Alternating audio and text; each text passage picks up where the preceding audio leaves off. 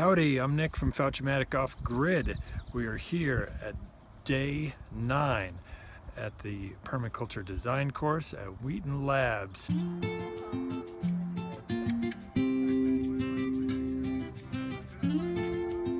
Mycelial web, exactly.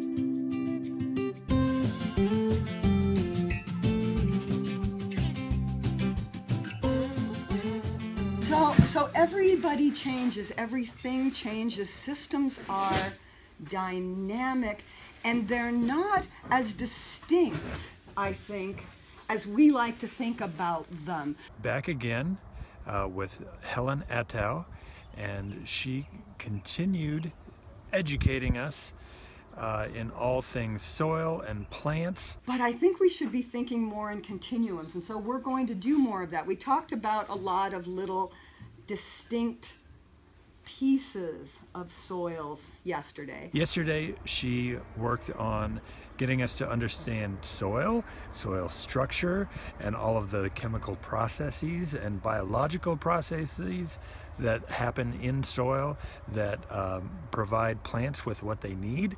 Soil organic matter affects everything. I used to have the plant in the center and everything would roll around it, and the plant still, you know, pretty back and forth. It's like the web of life. But now the web of life is sort of focusing a little bit on soil organic matter. Some of the big revelations for me, not being a really awesome gardener to start with, and not having a whole lot of information about soil science, what's in the soil and sort of test results from soil tests and all of that.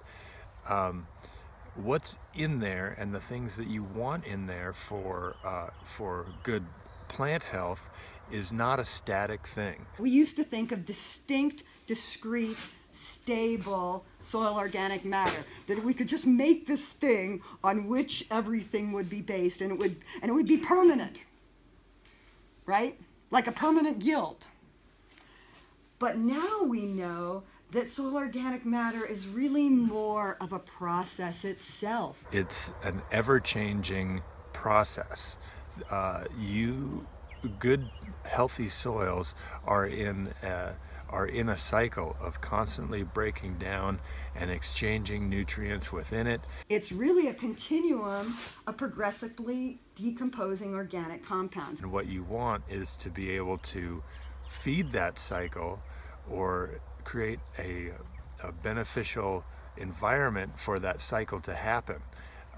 But it's never ever going to be like a recipe where you put all the right stuff in and then you have this thing that is good soil, and it just is forever and ever. You're always trying to nurture that cycle so that your plants have everything they need, and that there's always a nutrient exchange within all of the microorganisms and plants and roots and everything in that soil. What's been really awesome about having Helen here is that she has tons and tons of experience gardening, not just gardening, but being a productive farmer and taking her produce to market. She's been able to show us the different farms that she's worked on, the different farms that she's started, and to see some of the rapid growth that she's been able to achieve with good techniques. Even in the first year of starting the farm that she's on now, she's had amazing success and great yields. And in permaculture, what is it all about? It's about obtaining a yield. And really, this is kind of amazing. Stress tolerance, both in terms of diseases and cold. These red peppers were picked after a Montana spring snow. Oh no, actually, I'm sorry, this would have been a early fall snow. Early fall snow where it went down to 22 degrees. You just covered them in reemay? I covered them with 2 layers of reemay, but still 22 degrees. This is the recipe. You will never see another. It's more like principles, isn't it, Tim? I've earned my gray hair.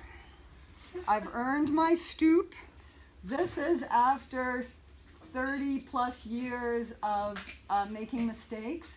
So now we have a no-till method that we can take home and implement at home, We have some soil building to do, so there will probably be some disturbance in the beginning, but after we get all of the processes underway, we hope to be able to implement our system. So one really valuable thing that Helen did with us is she walked up to our design sites with us and started to look at biodiversity and sort of assess soils and assess, little different microclimates. So that's maybe what I would do. I would take some of the carbon and I would put it down there. I would put the grasses on top. I'd break up the soil, then I would till over the top of that, break up those roots and soil, and I might add, just because I'm a nitrogen monger, I might add a little bit of alfalfa meal or soil meal just to get everything going, and I'd keep it moist, and I'd probably mulch it with some grass from over here just to keep everything moist.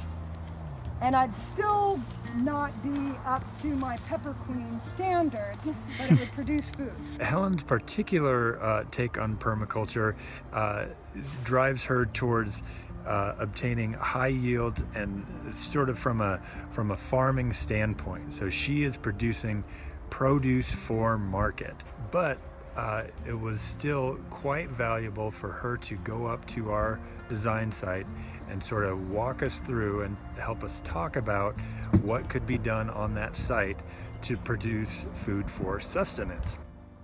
You know, you look at it as a mountain landscape and you think, well, there's not a whole lot here, there's not much edible food, but it does have all of the pieces, parts that you need to be able to grow some food. We have things going on. So then we dug down and look what we got. That's beautiful. So the only ingredient you're missing is sort of time. So it just takes time to build those systems and manipulate the resources on hand to be able to grow.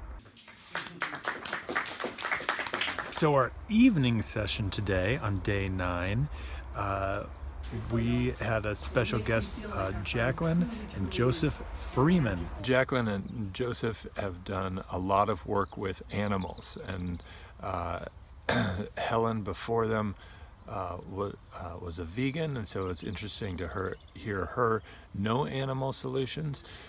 But Jacqueline's presentation was largely about farm animals, so it was good to hear somebody sort of run down the benefits and the drawbacks of having different animals, and all of the different animal and creature considerations that you need to take into account when laying out your homestead, or even creating structures and protections and all of the different the zones within permaculture and how they relate to animals.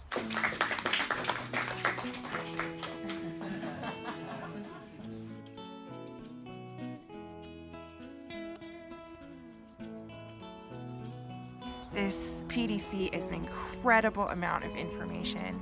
I think that a person's experience of any PDC will be extremely dependent on what they're bringing to the situation, and especially in terms of what they're going to be able to apply afterward. And for us, that is a lot. Almost everything that's being said in these classes has a direct application for us on our homestead, which is great. That means that we're not wasting our time here. It's also overwhelming. We're really trying to capture a lot of information because we understand the real world applications of it. I'm grateful that we didn't do something like this sooner. I think that if we had come a few years ago, it would have felt more like hocus pocus or just too much work. It would have felt more overwhelming or less tangible. But after 4 years on our homestead, we have a context laid for all of this information. So we really are receiving recipes. Although permaculture people say they don't do recipes, it still feels like action items that we can take home and apply, which is both exactly what we came for and hard work, hard, good, tiring work. All right, I'm Nick from Fouch. Come on back, you'll see day 10 of the PDC at Wheaton Labs. Thanks for watching.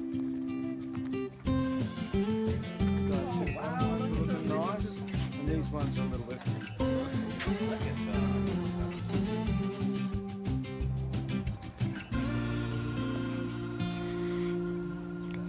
Good night, Tabby.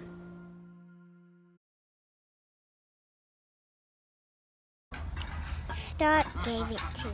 Oh, Stuart gave it to you? Yeah.